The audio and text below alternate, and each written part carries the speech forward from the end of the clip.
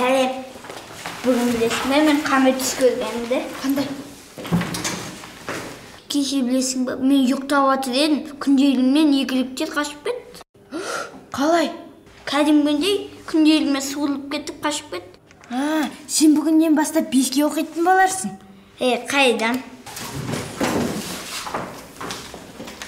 Қазір барлығыңның үй жұмыстарыңды тексерем. Апай, үй жұмысын бұмып кетті.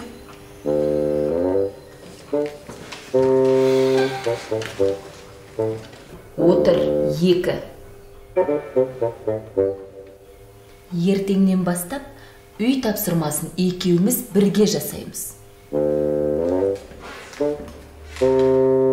Қалай ұмытып кетер екенсің, көрейін.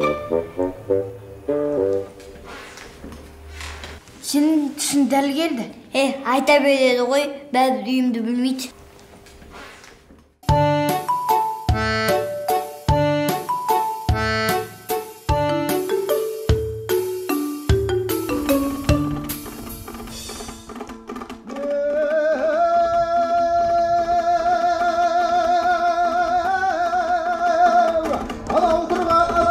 Бәріміздің панамыз, ол кісінің алдында бәрімізге баламыз. Балам екеу болды деп қуаныштан жүрегі жарылардай анамыз. Жәутеңдеген көзімен күлімдеп қимай қарайды.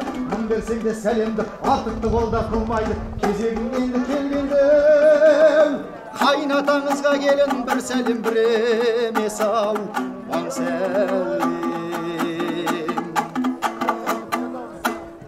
Ал қалайық, бұна оң аяқпен аттаған келінің қадамы осы шаңыраққа құт береке ырыс алып келсін. Бісміллә.